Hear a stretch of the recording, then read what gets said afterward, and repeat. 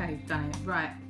Also, I'm gonna like subtitle this because I know people struggle with my accent. Even I struggle with my accent. I don't blame you, poor sods. So the least I can do is translate me for you.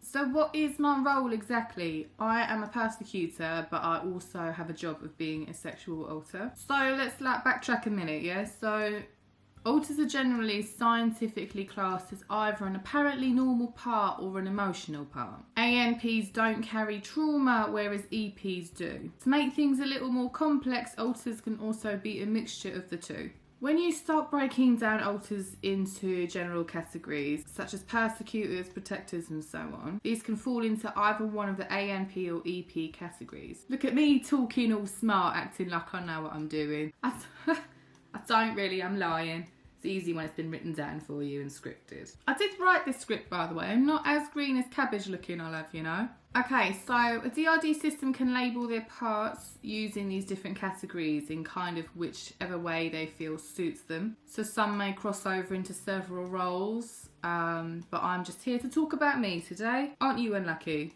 A persecutor is a common type of alter that often internalises the hate. They may act in a harmful way, but there is a protective logic behind a persecutor's actions, even if they will shout and scream and tell you otherwise. So, take an example of how a persecutor persecutes. Here's a trigger warning for a random example given about weight. If someone grows up in a household where they're kind of told they ain't skinny enough, the persecutor then may self-injure or disallow food in order to kind of punish the host or the body.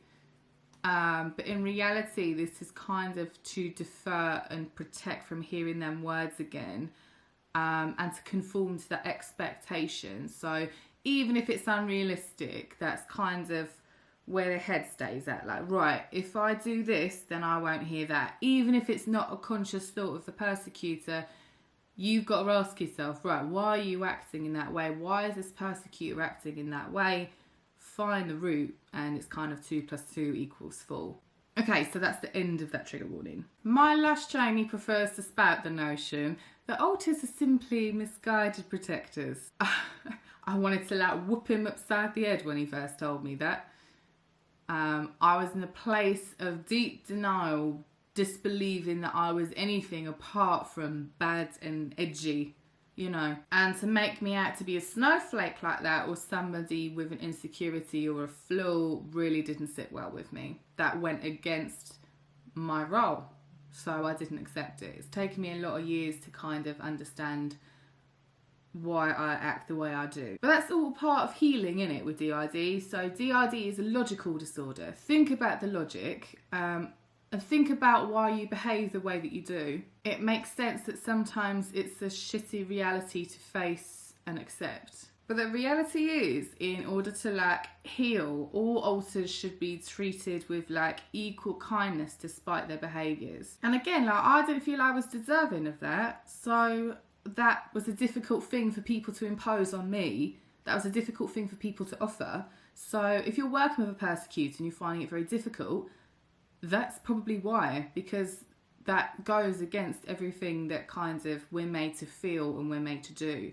Love is kind of not on that checklist, at least not in my case. Some alters may even be interjects of past abusers, which obviously makes things even more difficult. So literal persons who hurt the body. But there are resources as well to support this, and I will do the nice thing and stick it in the description below if you want more information about that. Okay, hate talking about this one.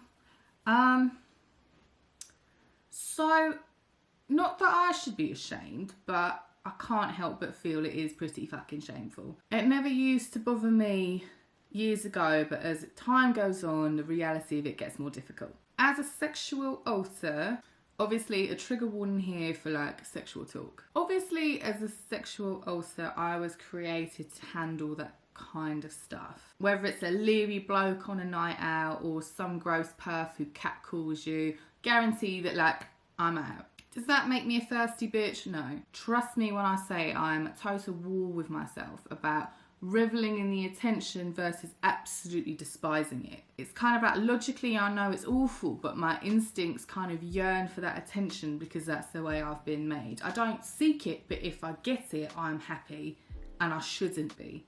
Does that make sense? Because that brings that kind of this love and acceptance in a kind of a harmful way that just a bad way of putting your cogs in, isn't it? It's kind of a bad core belief to have and be nurtured around, isn't it? But it's there, and it's something I'm getting over. Some alters with this role can be hypersexual, others like me won't be, and that's totally chill. Why do I do this? Because my host can't handle it well. And it's kind of not by choice or by decision. You just don't wake up one day and be like, right, I'm going to be the sexual one. You just made that way. That is your role. That is your purpose. It's a work in progress. We've been with Gaz, our hubby, for 12 years now, and it's still like rowing up a fucking stream with toothpicks. I think that's what upset me the most, actually. You guys might recall when we did that Sunday Night Live Australian programme, and my alter has sex with my husband kind of tagline seemed to make the headlines without any context behind it. And obviously that was a really fucking sensitive topic. And my abuse history is not your tagline.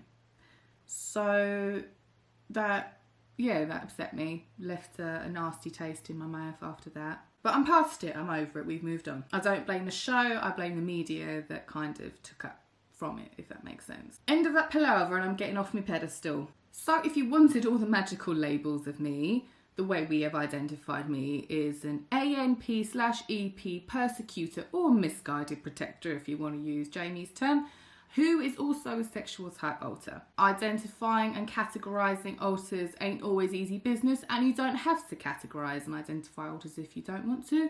There's no pressure and nobody's making you. But I hope my story gives you a good example of how to conceptualise things. Oh my days, are we really seeing this cheesy one-liner from here on in? Alright then. And that is another puzzle pieced together.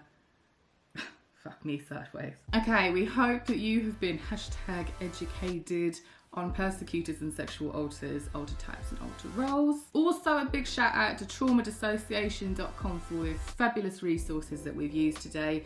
All of their links and everything will be in the description that we've used as a reference below.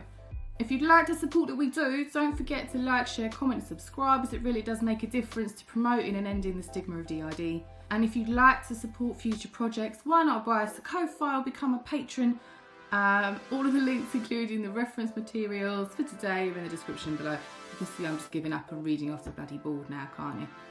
Okay, that's it from me now, guys. Stay true, stay you, stay gorgeous. Mwah.